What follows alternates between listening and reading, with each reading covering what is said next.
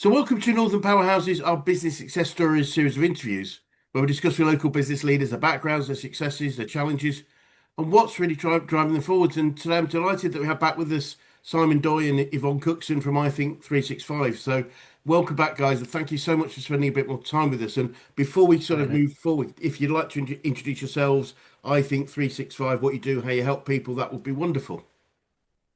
Cool. You start So by Simon Doy, I'm the founder of iThink 365. So iThink 365 is all about helping businesses improve and be successful through people, process, and the Microsoft 365 platform. So a lot around business transformation, business process automation, and really at the moment, probably our main focus is around AI and agents, building agents in AI with AI Brilliant. technology. That's where we see a lot. And Yvonne, I'll hand over to you. What are your thoughts? Yeah, so I'm Yvonne and I head operations and growth at iThink 365. I've been with Simon for now, coming to 3 years later this year.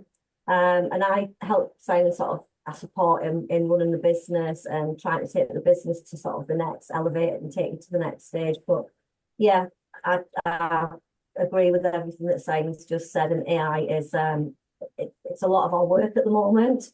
Yeah. Seem to be doing quite a lot of AI work, and yeah, it's great. So, Yeah, it's so also the sorry, Simon, go on. precursor. Sorry, it's also about getting people ready for AI as well. So they might Yes. want to use AI, but their information that might not be in the right shape, place, format, systems that might. Yes. So it's getting that bit as well ready too. I think So that a lot really don't we come across people who want to use it. One, they don't know how. Number two, they just the data's not in the right sort Yes. of. Yeah, I'm very novice at this. So I'm not professed to know a lot, but I am aware that, it can use the information that we give it effectively, but we need to be able to, as you said, put it in the right format, make it available, for it to be able to intelligently support Yeah. customers. yeah. So just thinking about your company right now, what sort of clients do you serve best? I mean, what if you give an idea of type of client, size of client, who are the people that you feel you serve best at the moment? So we're doing a lot. I'd say they are bigger organizations. They seem to be with turnovers 50 million plus. Yeah. That seems to be the ones who are having the kinds of challenges which we're able to solve, and they've also got the appetite to Yes. invest as well. So we're working a lot with legal firms, financial services, um, yeah, accountants as well. Those kind of organizations. Interesting. We've had a really interesting project with a retailer as well, and helping improve their employee onboarding Yes. and offboarding as well. And they have a lot of turnover of staff just through not through any reason apart from seasonal change. Yeah. Christmas periods, summer periods where they get more customers coming in through the door, so they need to ramp up their staff on within the stores. So that's been really interesting. Yvonne, who would you say? What are your thoughts on kind of our? Yeah, I think we work with a lot of different. We don't sort of have we don't have like a typical profession, but yeah, I think we're definitely seeing more professional services coming our way. So I think again, it's a lot of it's about money, isn't it? And the people that want to invest into these things. Yes. But yeah, I think yeah, I agree with exactly what Simon said. But we do Yeah, work with a multitude of different types of Yeah. organisations. We yeah. Often you've got sort of organisations with regulatory needs, so energy suppliers, that kind of thing, and yes. that's really interesting. They're a lot of fun to work with, actually, trying to automate their business process because they spend a lot of time writing documents and content. This is perfect for AI, and Yeah. it really is. So, yeah. It, I guess thinking about it, I just realised that we do a lot of work with behavioural profiling, and I guess we're sort of still in that sort of early adopter phase of we would call the high Ds, the ones that want to have the new thing. Yeah, And there'll be a whole bunch of laggards that will be later on purely to wait to see what happens, and that's just any market that happens in general, doesn't it? absolutely. Yeah, yeah. I You've got always those say early it's fine, adopters. and I wish I'd known what I know now and have my business, because I think investing in tech is it's just a no-brainer really.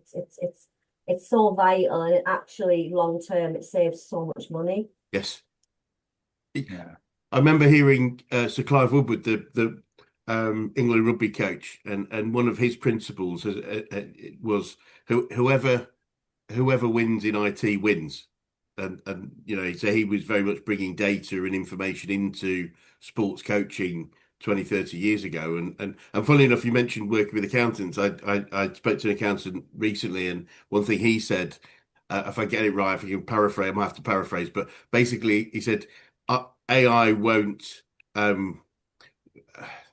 it's not AI that will dominate the marketplace in accountancy. It's the accountancies that master AI that will dominate accountancy, and that's the Yes. key thing, isn't it? This isn't replacement. This is an advantage and Yeah. Yeah. technical advantage.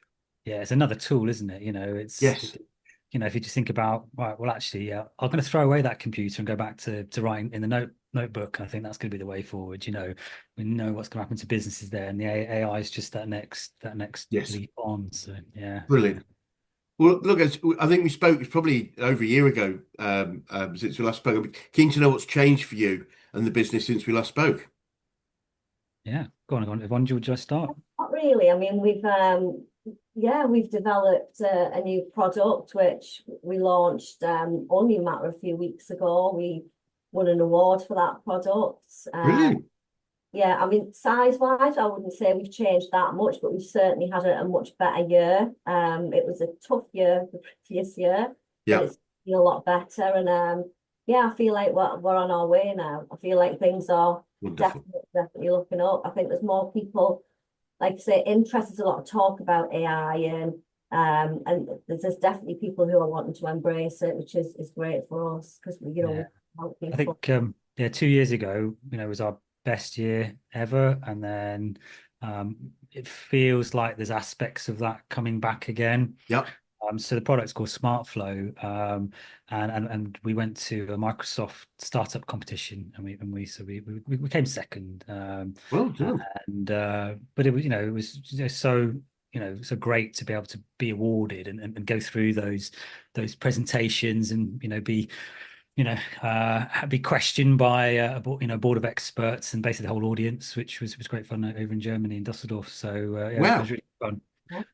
But I definitely think the market is starting to sort of come back again, which is great. And yeah, so we're pushing sort of smart flow, and what it's all about is this scenario in some respects, this meeting, being able to take this meeting and drive a business process off the back of the meeting. Yeah. So you'll have things you're doing after this, summarizing all the conversations, the threads, maybe creating social media posts, and with SmartFlow you are able to do that and connect it into other systems and drive the whole business process from the back of it. So it's Amazing. still early days for it, but yeah, we've got Well lots of done.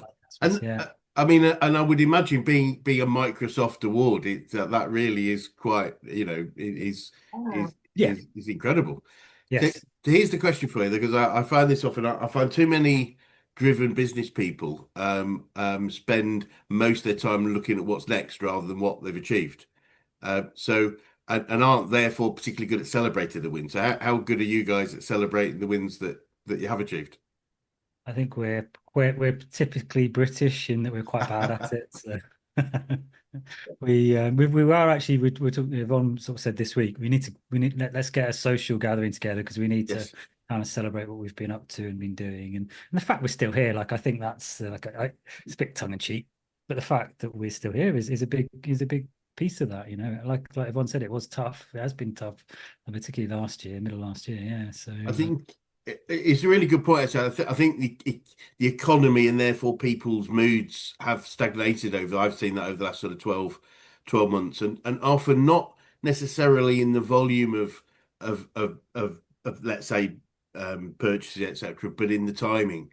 I know yeah. several of my clients, their seasonal sort of order profile has changed quite significantly, and that creates a lack of reduces the level of confidence because it's like, Yes. although the same amounts come, it wasn't when we expected it. And I guess one thing in many ways, AI has sort of almost stimulated a requirement for almost every sector to be investing in something or be left behind. And therefore, I guess it's really helped a lot of people, not just you guys in the sort of Yeah, the delivery 100%. of the AI, but the use of it for different businesses. Yeah. Um, I think Yvonne, because Yvonne's a really good example, somebody who, has like really embraced AI, and you should talk about some of the things you use it for, because Yeah, I I think it mean, gives people some ideas. it's been a little game changer for me. When I initially got Copilot, which was about 18 months ago, was it, Simon? Yeah. Yeah,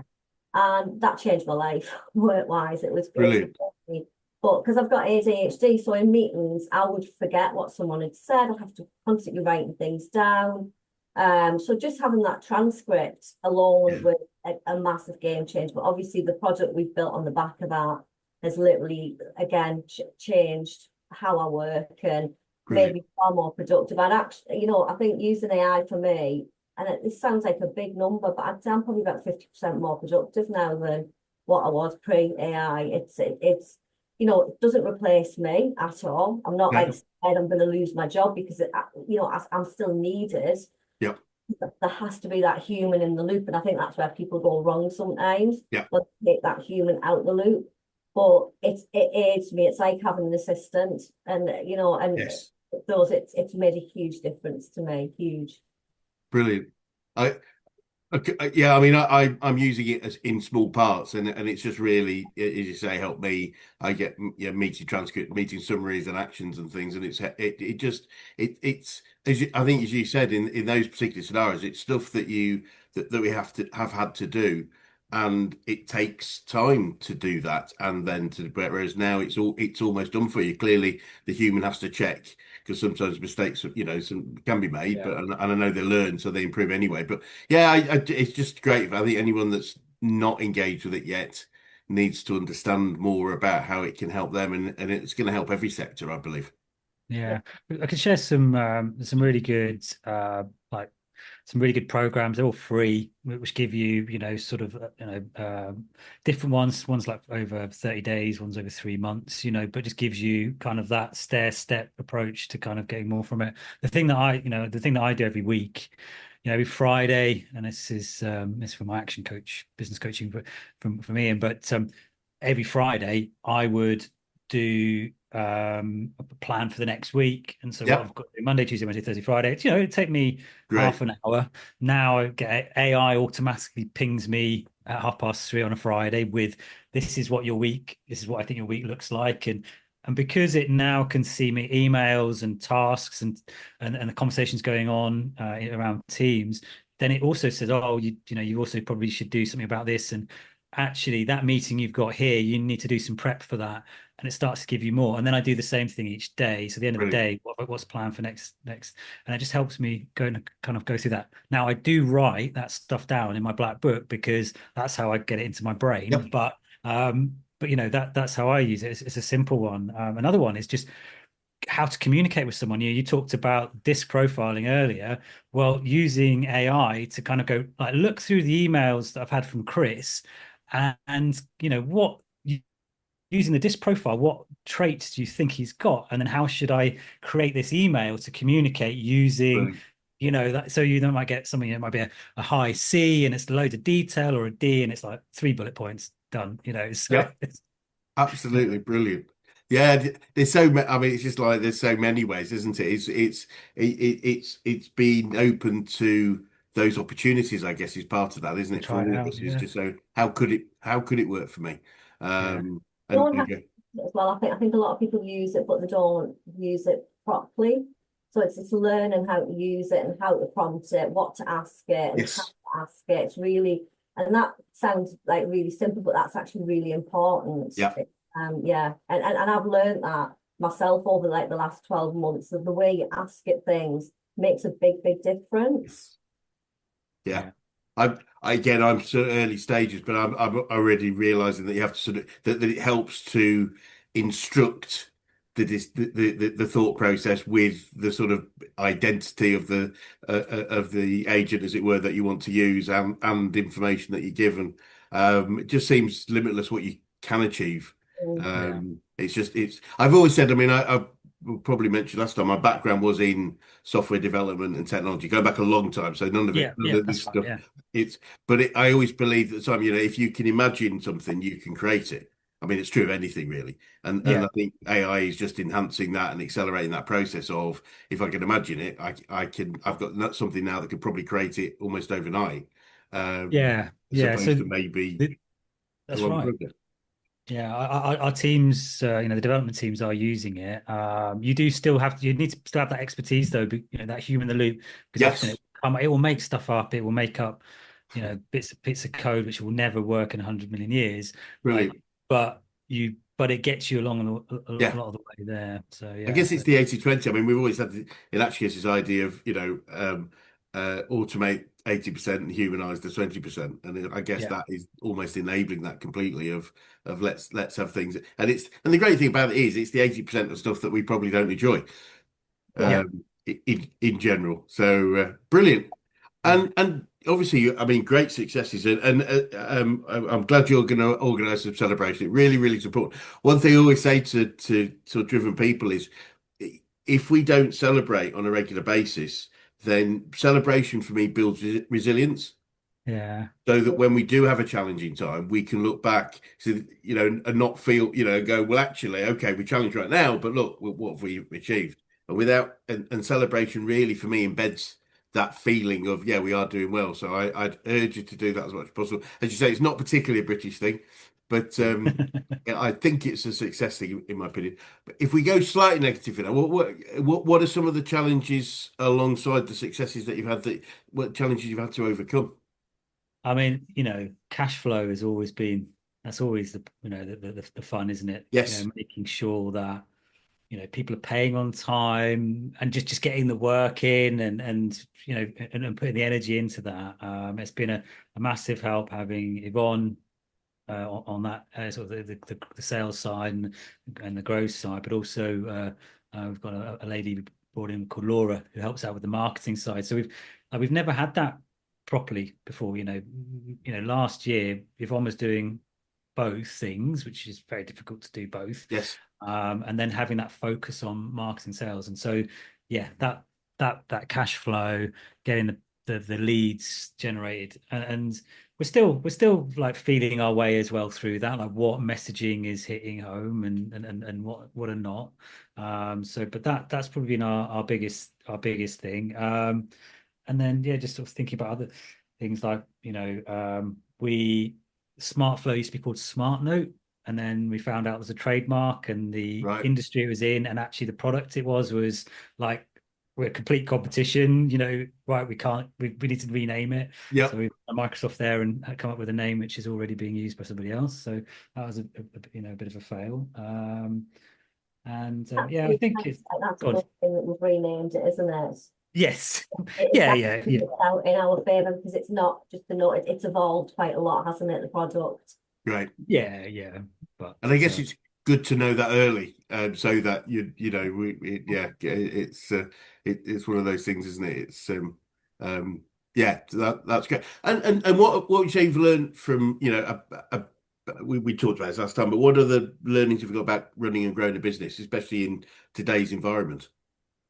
So I think it's a lot more energy going into just really keeping an eye on the team and making sure that they're okay, that they can get on, that they've got work to get on with, and they know what they're doing, and supporting them. So and more energy from my perspective in making sure that projects are working and the customers are aware of what's going on, and dare I say it, when some of our projects are time and materials, and we're getting over the time that they've paid for, and having those conversations and setting the scene so that it's easy for them to kind of go to the senior management team to get more money, Yeah. just helping kind of improve. Oh, this is where we are. This is the journey we've been on. These are the positives. Here's some of the challenges. This is why we are where we are, and giving the customer that information, and I'm in with that information. So that's been good. Yeah, I think it's interesting. Is it's sometimes remembering that we're not necessarily selling the person in front of us because they might be a raving fan. It's the person they need to sell to continue. You know, it's the FD in the business or the who is only going to look at the numbers isn't necessarily even going to look at the work we've done. Yes. And it's giving the person that hopefully is our champion the information they need in the right way to pass that on. That's Yeah. certainly something I've learned over time. Yvonne, what are your thoughts? Because you know you've been working more closely with Laura. Your team sort of built up now. What have you kind of I learned? mean, I think getting the right person in front of you is hard sometimes. It's really Yes. difficult to get to that right person. And if you can't get to them, you've got like this wall in front of you constantly. But I think what I've learned most in the last 12 months is because I'm a bit of a nurturer. I like to nurture relationships and people, and I'm a massive believer in people like people and the Yeah. vibe of people. But what I have learned is that I've probably wasted a lot of time and energy on a lot of people that have had no real interest in buying from us, but they just sort of dangle that carrot. Yes. So I'm getting quite harsh when I give people sort of like three chances and then, that they're Yeah. gone. Not that they're gone, but I won't sort of carry on nurturing Yes. that relationship because you've got to put your energy into people that are going to do work with you and pay. Definitely. 100%. And obviously when Laura came in, I mean, she's brilliant and she's been a massive help, but I was teaching her and helping her. So that was a big challenge for me personally for a few months while I was doing my job and helping Laura out. But she's sort of running on her own now. So that's like much, much better. Brilliant. Brilliant. And you mentioned sort of learning and education. What are your favorite books or podcasts on business or the space that you're currently operating in at the moment? I could pull up my favorite podcast. It's nothing to do with business. Well, God, Yvonne, what is it? What is it anyway? So mine's Olivia Atwood, and she was on Love Island originally, and she's like a presenter. But I absolutely love her because she's got ADHD and she's just very real. She says it as it is. But I just love her. I just think she's amazing. Her podcast, I love it. It really Brilliant. I can be very present when I'm listening to her. Brilliant. So at the moment, the ones which I listen to, there's one's called Startups for the Rest of Us. There's Rob. He's started up a few different companies. He's got a conference called Microcon and Microconf, I should say. And I really enjoy those. And it's all around sort of software as a service. There's one I've been listening to called Lemmy's podcast and had a really brilliant session podcast. The last one, which was with have you heard of the Whoop bands? They're kind of like they're wearables where they measure, your blood pressure Okay. and Yep. stress levels and all that kind of stuff. And Yep. they're really good. They got a bit of attention on the High Performance podcast actually. Yep. Anyway, but the lady there, I can't remember her name, frustratingly enough, but she's the product manager for that. So she's the product owner. But the whole podcast is around managing people and how to kind of get the best out of people. And it was a really, really fantastic one. And then, there's lots around AI. There's a Microsoft AI in healthcare, which I find fascinating. And I like a lot of the research stuff. And in terms of books, the one I'm reading at the moment is The Coming Wave by Mustafa Suleyman, which is the head of AI at Microsoft. Interesting. And I've also got an app called Deep Stash, which is like doom scrolling for business. So it's got atomic habits and all these different. It's brilliant. Lots and lots of insights, lots of different threads around anything to do with business, but also meditation, team management, all those kind of things. Brilliant. So that's really good. So yeah. Thank you. And what would you say you've learned about yourselves over the last 12, 18 months? The problem I do have is I'm very bad at going from 0 to 100 in terms of my behavior. So just trying to kind of I do meditation stuff, but I trying to kind of stop myself from doing that. But sometimes I can't help myself. But yeah, so that's one thing I learned. So I just have to just kind of cool my jets a little bit and then let people kind of get to the point where I'm at, I guess, and try and nurture them to that point. where I am, rather than trying to like push them and shove them and come Brilliant. on, just get on with it, you know. So, Yeah, yeah, I totally get that. How about you, Yvonne? I think for me, I've learned to be more patient. Again, I'm quite impatient. I like things to happen now, and but also I've learned to switch off a little bit, because I'm terrible for like just constantly thinking about work, and I love work, so it's a big part of my life. But yeah, I've had to learn to sort of switch off from it at times. Mainly weekends. I've sort of taught myself that at weekends that's my time when my brain recovers. Yeah. I think it's so important, isn't it? I think that being self-aware is so key, isn't it?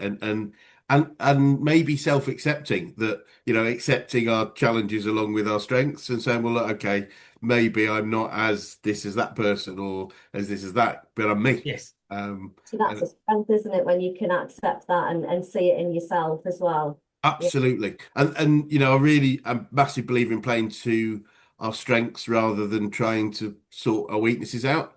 We had one of my colleagues presented at one of our recent conferences, and it was actually, I'm very visual, so it really helped me. So she drew a line and she said, imagine these are your strengths up here, and then these are your weaknesses below the line.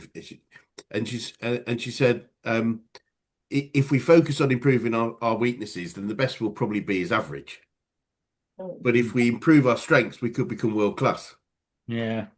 And that really, for that thing really sunk in for me, because it's just like, yeah, okay. So just imagine if we really focused on two or three things. I think Brian Tracy said, three things that we really love and really good at, and just become the best we can be.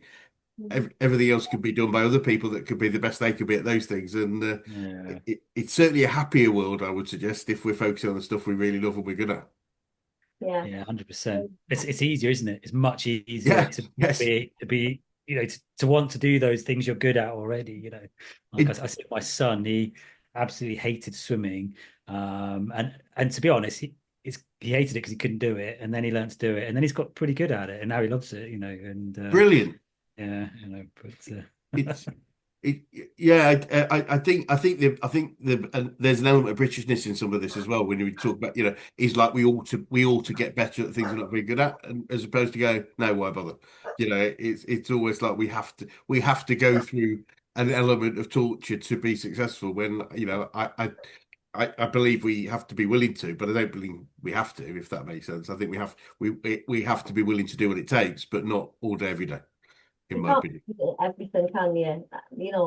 No, You can only be good at so many things, and absolutely. different, isn't it? I would all be the same. Couldn't agree more. Couldn't agree more. So looking forward now, obviously we're in very exciting times, especially in the world that you inhabit. What does the future look like for you guys, and what might be some of the challenges you face, if any?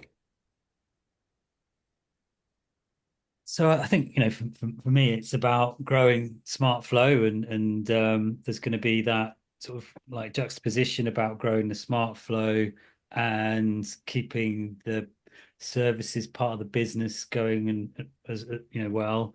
So I think that's kind of like the big area. And then as we grow that, then we're going to have to look to hire and grow that, Yeah, and that always has challenges as you're trying to keep you're trying to get the culture right and keep yeah, the culture right and bring people on in the way that you do things. So yes, I think that's one of the big challenges.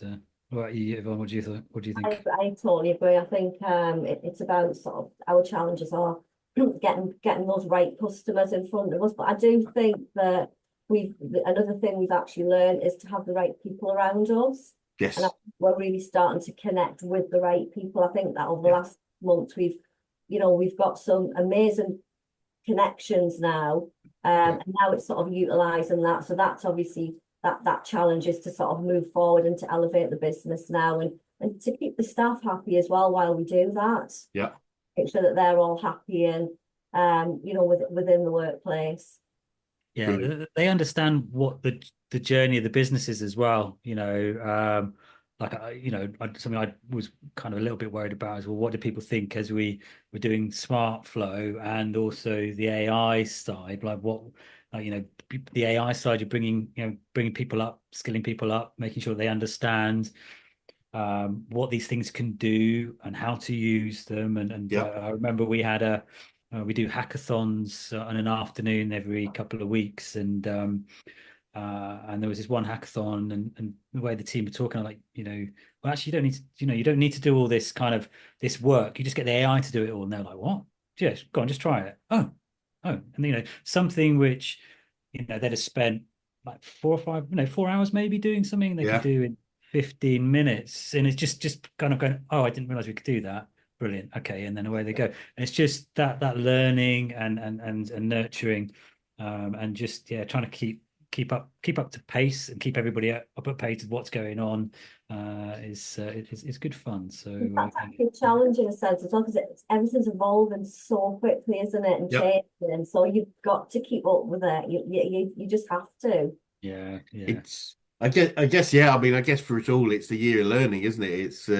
Learning comes front and center. It's learning new skills, learning how we can adapt and adopt and take advantage of what for many people will be a massive opportunity, providing we grasp the nettle, I guess. And Yeah, that's I right. shouldn't use a negative word like that, but I guess some people will think like that, and that's the challenge, isn't it? This is about adapting and using something that can be quite game changing for many businesses out there. Yeah, I think that's one thing that's nice about IT. I mean, it is always moving, and so you're always learning, and I Yeah, do enjoy that. I yes. like always learning new things. Chris, what was any books that you've read recently which you would highlight? Oh, good. Thank you very much. Oh, you should start a podcast. So there's a couple. I can tell you a couple that I'm certainly working with quite a few clients with, which I think are really helpful. There's a book called Radical Candor Oh uh, yeah. by Kathy. I think it's Kathy Bassett, but yeah, Yeah. looks like you got Got it. there. Yeah. I find too many teams really struggle with being open about in their communication, and it's a really interesting book because it almost suggests it's in fact she does I've got the audio book she reads it, which is quite good. It almost suggests being blunt is almost more valuable than being quiet. Um, Yeah. and I don't particularly conform to that, but I certainly believe telling somebody is more important than not. But as long as it's with that duty of care, that caring deeply, which is the radical candor quadrant, I think it's helped quite a few people that I've worked with, have more difficult conversations in a much more simple way and be more confident in that. Um, Yeah. that was one. That's a really good question. On a slightly different note, I guess in terms of inspiration, I've over the last year I've read both Kevin Sinfield and Rob Burrows' books, and they're very, very Oh yeah. different. And Okay. I can strongly recommend both. They're very, very different books.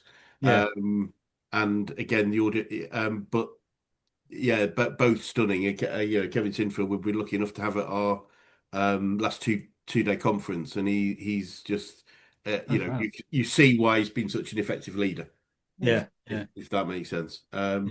Oh, But good. I mean, I think Daniel Priestley's Oversubscribed is a pretty cool book as well. Getting that, building that feeling of um, what's the right word? Scarcity in our Yeah. availability. Get more and more people. It's really interesting how much scarcity and that whole fear of missing out is a massive driver for so many people. Yeah. Yeah. Well, for us all really. So tapping Yeah. into that sort of idea, I think, is quite valuable. But no, those Yeah. would be the ones. I'm sure that there's definitely one here somewhere that I know I want Yeah. to Yeah. say and So I many can't out there. think. Yeah. But thank you for putting me on the spot. I really appreciate it. But yeah, and I'm I'm doing my best to try and keep up with all the amazing amount of information there is on AI. But I heard there's a story about uh, Tony Benn, Lord Benn, the Labour peer. Obviously he's passed away now, but when he finally retired from politics, he started to speak in universities. So they gave him as a guest speaker, and apparently he used to start every speech with at a university with, "We all wake up every morning knowing less than we did the day before." and which caused great consternation in all the lecturers because they were, it was establishment for learning, and his Yeah, proposition yeah, was there's so much more information out there yeah, every day that our percentage is reducing, even if we're yeah, trying hard. But it's always stuck with me that we need to keep doing our best to keep up with it, even if ultimately it is a very very big challenge. But no, yeah. I think there's something with Sam Altman was talking about the CEO of OpenAI, and he was talking about these people who are like just want to learn everything, and some of these models, these AI models, they call it sort of deep research, O1, O3, O4. They allow people to just go into anything. Like you want to learn about particle theory or like sort of amazing. any topic, you can just ask it and it'll create this big report which you can start to read, and then you can ask more and more, and they just getting up to speed in so many diverse topics, and being able to consume huge amounts of information and knowledge in a really sort of quick way. So yeah. That's really interesting. One of the other speakers we had at our conference was a guy called Simon Squibb, who's you may have heard of. So he's the guy that just walks up to people and says, "What's your dream? If the dream's strong enough, I'll invest in it." Okay. He sold a business a little while ago for quite a lot of money. So he's just walks up to people, "What's your dream?" And he's quite famous now on social media for doing so. So people recognise him. But he spoke at our event about both that, but then his big passion clearly right now is how the education system isn't working, and he totally believes in effect people finding their own knowledge. Yeah. So he's literally homeschools his son, but his son is basically what you're interested in today. It's not today we're going to talk about geography or history. It's just like what's making you most interested, and let's go and find out about it. And Yeah. his description was, Googling things because that was the environment he's been up until now. But if AI can radically sort of find that information and explain it really effectively, leading our own education just seems more and more, for me, sensible. It's like what I'm interested in because Yeah. there's, But it comes back to the graph we had, wasn't it? Where the successes, the things you're good at, yes. and yeah, and it's the same thing, isn't it? Just, I mean, the ability, therefore, for each individual pupil now to learn what they really want to learn about, does, for me, I mean, I very much was inspired by the talk about, how the education system is designed to implant, 30 people at a time with a set of information. And I get it as a basis, but if you could just, sit at a computer every day and say, well, I'm really interested in learning a bit more about particle physics or, the history of Indonesia, it's, being able to do that would be quite fascinating, I think. Yeah. In fact, I've had a conversation with somebody who I work with about that they're very keen to build a homeschooling platform. And he's also very knowledgeable in AI. So it was quite interesting to have those conversations about AI-led learning for homeschool kids, I think. I would love to see something like that happen because I just don't Yeah. think. Well, look at my two kids. One was totally adaptable to that education system, and the other one wasn't. You know, Yeah. Yeah. she still passed, has got her grades and things, but it was going back to the idea of she really didn't enjoy it. She did it, but didn't enjoy it. Whereas the other one, I think, enjoyed it too. It fitted her need, her mindset, and I think it's finding different ways of learning for each of us moving forward. It's going to be quite an interesting thing to do. Yeah, yeah, fascinating. Yeah, my youngest would just love it, a whole thing course on Fortnite. That would be what it would be like. Yes, What are the best weapons? yes, absolutely. But it's like, what do you learn from that? And then what else is there? And it's Like just learning like, to research and how do you think it was created? comparisons. It start with interest to build out from there. Yeah, yeah, Whereas I think, as I say, I appreciate trying to educate however many million kids we've got in this country has to have a level of structure to it, or has had to have a level of structure. I totally get it. It's not, but now with the ability to almost do that, be fascinating to see where education is in 5 or 10 years. yeah. Be really fascinating. Um, thank you. What a great, thank you for asking me a couple of really interesting questions. So, I mean, obviously, you mentioned you've got your new product out right now. What are there any other key initiatives that we should be looking out from you guys for the next 12 or 18 months, or is it really the expansion of what you're doing right now? Well, I mean, Yvonne, we've got an event, haven't we? We've got a face-to-face event. So we've done one and we're doing a second one. And that's all around AI and prompting and yeah, and that's in Leeds. And in fact, I will invite you to that, Chris. Oh, thank you. I really would love to. Really, it is. I am interested in it, and I'm not doing enough to really be keen on it. But it would help me understand more about what you guys are doing as well. So I'd love to do that if that's okay. Yeah. Well, And yeah, I think ultimately that sort of we've been doing some webinars. We'll be doing some more webinars, just helping people just get up to speed with how they can use AI. Talk about agents, what that means, how you might leverage those in your business. brilliant. Yeah, just a lot of it's about education, and then hopefully we resonate with people, and Yes, people learn enough about that they go, actually, yeah, that makes sense. I want to do that, and they'll brilliant. speak to us. So yeah. No, I would love to do that. And thank for and so thank you so much for today. It's been really fascinating having a catch up. Great to see how things have developed for you and what an exciting time you're operating in. And for anyone watching that would like to get in touch with you or I think 365, what's the best way of doing that? Um, Yeah, to email me or to connect with me on LinkedIn. So my email address is just Yvonne at iThink365.co.uk.